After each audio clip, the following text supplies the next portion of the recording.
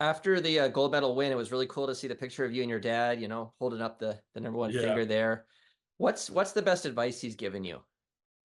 Oh yeah, that's a tough one. He's definitely given me tons of advice. I've learned so much from him uh over the years, but like I was saying earlier, I think one of the big things is just to kind of believe that everything's going to work out, and wherever you are today, if you're facing adversity, or whatever it is, I think just to kind of keep things in perspective, and believe you're here for a reason, and yeah, everything's kind of going to work out for the best.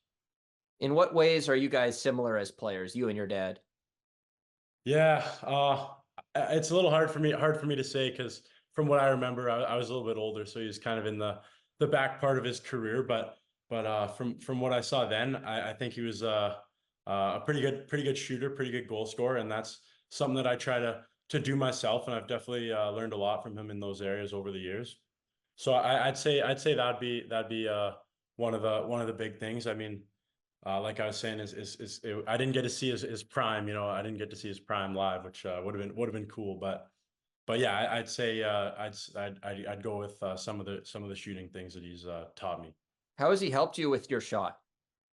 Yeah, he's helped me so much with my shot. He obviously he knows kind of a lot about it, but at the same time, it's just getting out there and getting the reps in. So getting to be back home, like I was talking about earlier, has been something that I've been super grateful for, and just, yeah, we're out there pretty much every day working on things, and he's passing me pucks, giving me one tees, things like that. So just kind of the mechanics and stuff, but then the reps as well. So, as you mentioned, you kind of missed your dad's prime. What's the best story you've heard about him?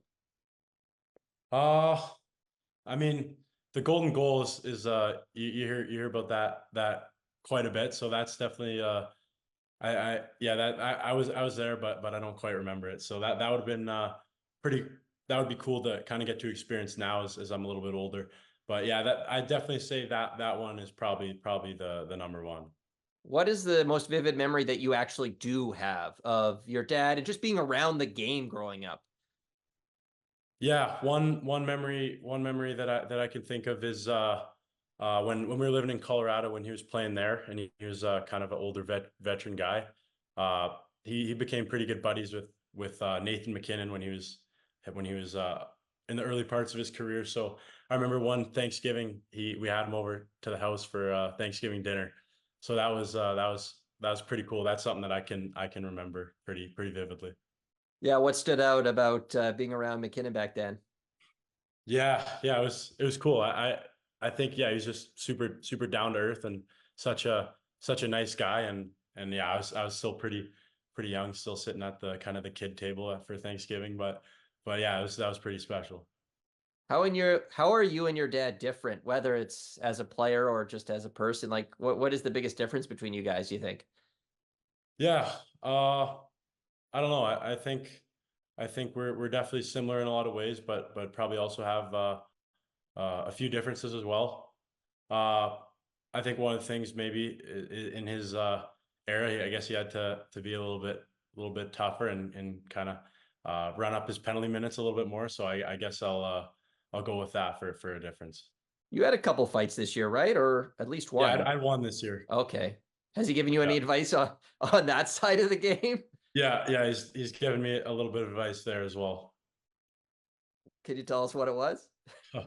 Yeah, just a couple techniques and stuff, but yeah, nothing too crazy. Okay, well, you handled yourself pretty well, from what I Thank could you. what I could see there. How do you manage that? I guess the fact that you're going to get a lot of questions about you being the fact that your dad is who he is. How do you manage that kind of learning from him but not getting caught in his shadow?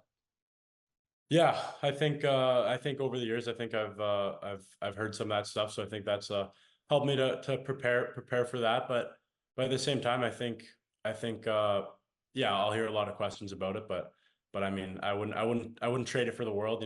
Having him in my corner, and getting to learn everything from him, and so yeah, that's been something that I'm super grateful for. So if I have to take a couple extra questions about him, then I'll do it. Does the opposition pick up on that? Do you hear about that at all from the opponents you face? Yeah, of Quite, yeah, a decent amount. I hear a lot about that. A lot about how I'm just because of my dad and stuff like that. But yeah, it's nothing that I'm not used to.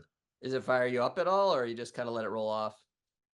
Yeah, sometimes it fires me up a little bit, but yeah, it's not nothing that I haven't heard. So I got to come up with some new ones.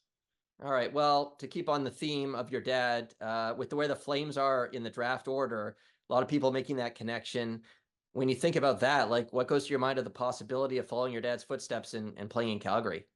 Yeah, it sounds like it'd be a lot of fun and be a cool opportunity. Like obviously I don't know how exactly how things are gonna shake out and I try not to speculate too much, but yeah, I know they're there uh in at pick 9 or whatever it is, and that would be yeah, I guess we'll just have to see how it goes, but that would be definitely pretty cool. Your dad was the 11th pick back in his day in his draft. Are there bragging rights on the line if you go ahead of him, if you're a higher pick? Yeah, maybe a little bit, but he had a pretty strong career as well. So I guess that's draft only means so much. So that I'll have to start chipping away at those achievements as well if I want to get those bragging rights.